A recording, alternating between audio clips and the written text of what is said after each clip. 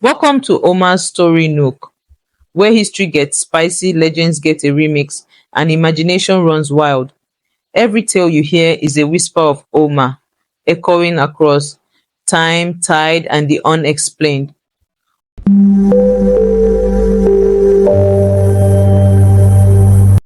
Once upon a continent freshly unshackled, West Africa stood tall and trembling. The year was 1969. Ghana, forced to break colonial chains in sub-Saharan Africa, glowed with pride. Accra's streets buzzed, textile stores bloomed, gold glinted beneath the sun like a kept promise. People spoke with hope. Hope that Nkrumah's dream of Pan-African unity might survive the chaos of independence. And for a while, it did. Nigerians, teachers, traders, tailors came by the thousands, not to conquer, but to live, to teach in village schools, to sell yams in Makola market, to raise families, to belong. But nations are fragile when they are young, and dreams bend under the weight of hunger. When Ghana's economy faltered, when cocoa prices crashed, when jobs dried up, fear came creeping. And with fear came questions. Who belongs?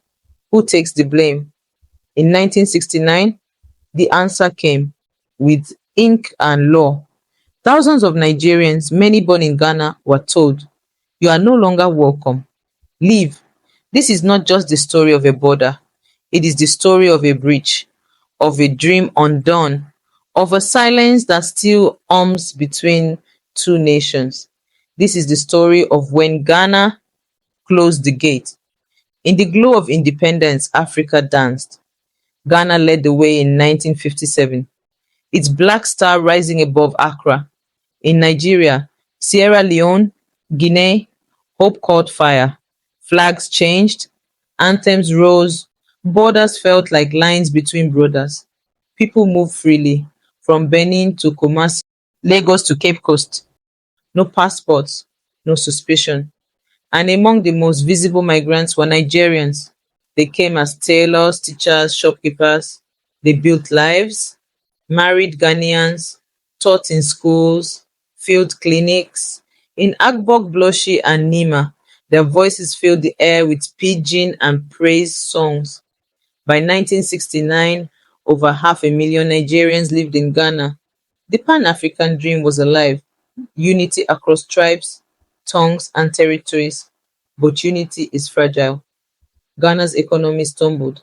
After Nkrumah's ouster in 1966, instability spread. Cocoa prices, Ghana's backbone, plummeted. Unemployment surged, and fear returned. If we are suffering, why are they thriving? The narrative shifted. The newspapers no longer hailed unity.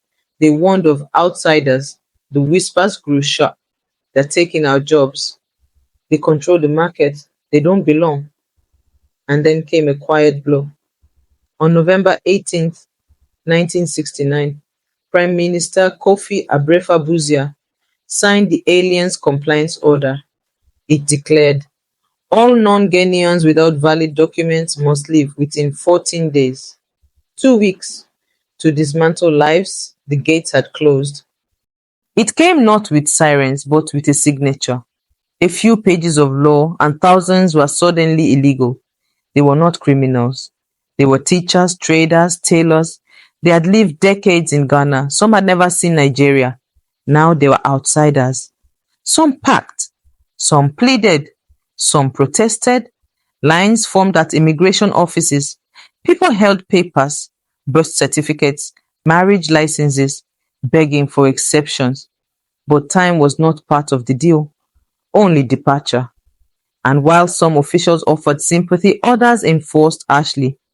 There were raids, burnings, some homes looted, not always by police but by opportunists. Entire markets were disrupted, lives uprooted, hearts broken. A Nigerian woman born in Accra whispered, "I've never even been to Lagos." But the trucks didn't ask, and the border didn't care. Some walked, some took buses, clutching all they owned. Across Nigeria, relatives waited. In Onitsha, Ibadan, Enugu, they opened arms to cousins exiled by law. Why did Ghana do this to you? What did you do wrong? They hadn't done anything. But fear doesn't need reason. It only needs a face to blame. And though Nigeria did not retaliate then, something took root.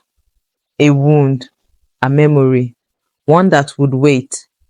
Some stories are written in ink, others are carved into the heart. This was carved into thousands, because home isn't just soil, it's the neighbor who waves, the mosque that knows your name, the smell of stew from the stall next door. For many Nigerians in Ghana in 1969, home was Ghana.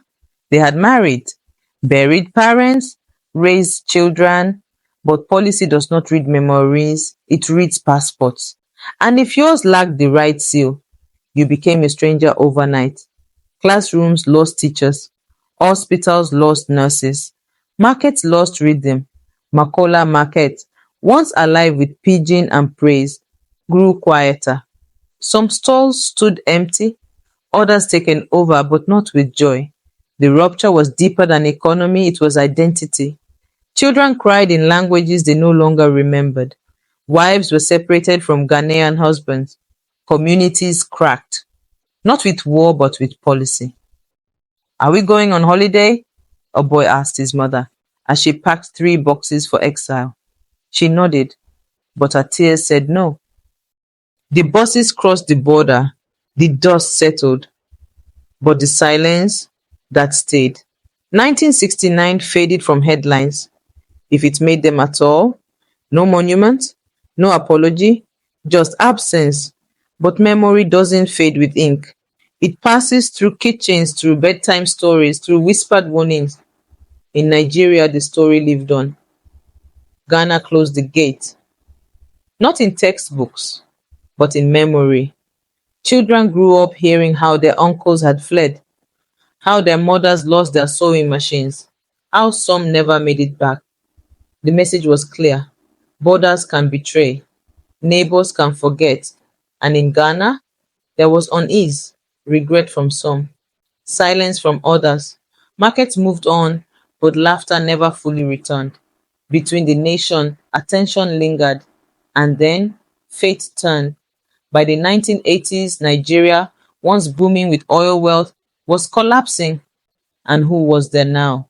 Ghanaians in Lagos, Ibadan, Kano, teachers, traders, carpenters, doing what Nigerians had once done in Ghana, trying to live. And the whispers began again. They made us leave. Now they're here taking our jobs. Memory became fuel. By 1983, retaliation came. But that's another story, another heartbreak, another gate. This isn't just his story. This is Omar's story, Nook, where legacy refuses to fade. They left without sirens, without suitcases, without goodbyes, just sandals in dust, boxes packed in haste, children with names carved into both countries like lines in sand. What Ghana did in 1969 was more than law. It was a scar, not because Nigerians never forgave, but because no one ever asked them to, because no lesson was learned, and so the wound waited, pressed between trade routes, buried in passports. They say borders build nations, but sometimes borders break families. So let history not speak only of kings and wars. Let it speak of market women turned refugees, of teachers sent away in silence, of children forced to forget home. Let us remember 1969, not in bitterness, but in truth. Because only when we speak truth aloud can we stop exile from repeating. When Ghana closed the gate, the continent held its breath. Until the next whisper of Omar, stay listening.